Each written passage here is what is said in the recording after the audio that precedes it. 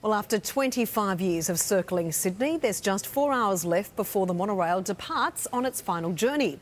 Celebrating an end of an era, thousands came to say farewell and to take one last ride. And our reporter Georgie Glover joins us now live from Darling Harbour in Sydney. Georgie, it's a bittersweet end for the monorail. Tash, it is bittersweet because it's become a bit of an icon here in Sydney, so thousands of people are actually quite sad to see it go. But the problem was we just couldn't justify the maintenance cost based on the number of passengers that were actually using it. So we're going to miss it, but it is time to say goodbye. All aboard the monorail for one last ride. After more than 1 million loops and 25 years on the track, this was a historic moment many couldn't miss. Nostalgic passengers queued for tickets, crammed onto the platform and fought for space in carriages. I wanted to have a look and see its final runs and say that I was there at the start and there at the finish. So we could go on the monorail for the last time, of course, before it gets sold into scrap metal. We are going to preserve 10 metres of track and also 2 carriages so that people can actually see what the monorail was like.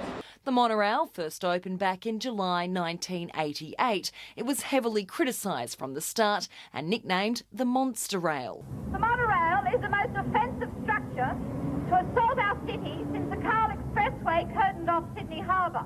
Today, though, no one here wanted to tear it down. I think it's very sad that it's going. Yeah, it's sad to see it go. George Fong is monorail royalty. He's been driving them for 25 years, right from the very start. Yeah, there's only a very few, selected few of us who actually drives the monorail in the world. I mean, there's more people flying jumbo jets, planes, trains and so on, but monorail, we are unique. When the monorail first opened back in 1988, the designers came up with a futuristic concept and imagined us zooming around the city like the Jetsons. Today, instead, it has more of a retro feel, but I don't think the novelty's worn off just yet.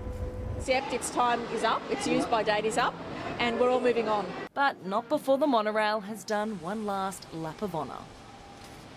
We've just spun around actually. I'm not sure if you can see behind me, but there's actually a queue, a really long queue leading up to the monorail, and that just goes to show how busy, I've just lost my hair, sorry, how busy it is there today. Now, I'm going to give you a couple of fast facts.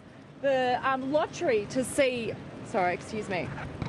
there was a lottery to see who could be the last 48 people going on the monorail, which leaves at 9:30 p.m. tonight. Obviously, those seats were in hot demand.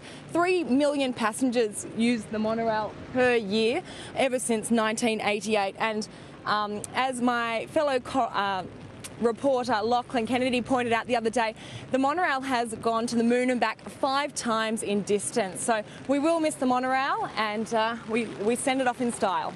Also in the beautiful weather out there. Well done, Georgie. Miserable weather.